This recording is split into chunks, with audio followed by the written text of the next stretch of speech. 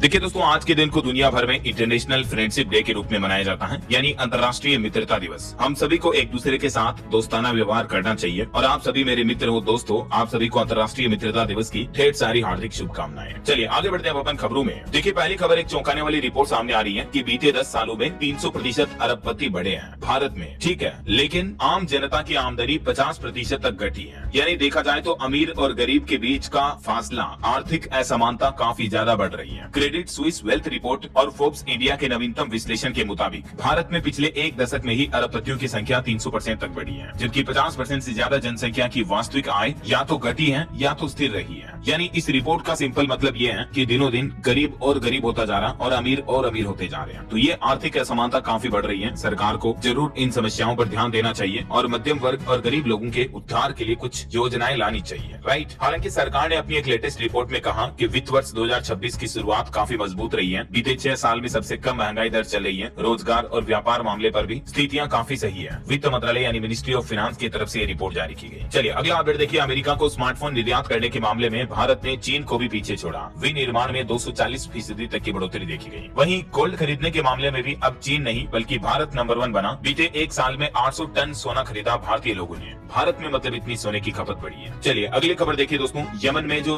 भारत के केरल राज्य की नर्स को फांसी की सजा दी जानी थी, तो खबरें आ रही कि नर्स निविसा प्रिया की मौत की सजा को रद्द कर दिया गया है और पहली बार उनकी 13 साल की बेटी भी सामने आई और उसने कहा कि कृपया मेरी मां को रिहा कर दो। तो अभी मीडिया रिपोर्ट्स में दावा किया जा रहा है कि भारतीय नर्स निविसा प्रिया की मौत की सजा रद्द कर दी गई। हालांकि सरकार ने इस दावे की पुष्टि नहीं की, लेकिन ग्रैंड मुफ्ती बोले कि निविसा की सजा रद्द हुई। विदेश मंत्रालय ने दावे को नकारा। पहले इनको फांसी की सजा दी जानी थी, फिर इनको गोली मारी जाने की सजा दी गई थी, लेकिन फिलहाल राहत भरी खबर आ रही कि इनकी मौत की सजा कैंसिल कर दी गई है। ऐसा चलिए अगली बड़ी खबर देखिए। अब फिंगरप्रिंट के जरिए यूपीआई पेमेंट हो पाएगा। जल्दी आपको ये नई सुविधा मिलेगी। मतलब फिंगरप्रिंट और फेस आईडी इन बायोमेट्रिक्स का इस्तेमाल करके आप गूगल पे, फोन पे, पेटीएम के जरिए पेमेंट कर पाएंगे। एनपीसीआई यानी national payments corporation of India UPI payment को और ज्यादा सुरक्षित बनाने के लिए बायोमेट्रिक पेमेंट सुविधा शुरू करने की तैयारी कर रहा है और इस सुविधा के तहत यूजर्स फिंगरप्रिंट या फेस आईडी से पेमेंट कर पाएंगे, जिससे उन्हें पिन डालने की जरूरत नहीं होगी। हालांकि एनपीसीआई ने इस सिस्टम की लॉन्चिंग डेट नहीं बताई है, लेकिन जल्दी इस सिस्टम को लाया जाएगा जिसमें आप फिंगरप्रिंट बायोमेट्रिक्स के जरिए पेमेंट डन कर पाएंगे।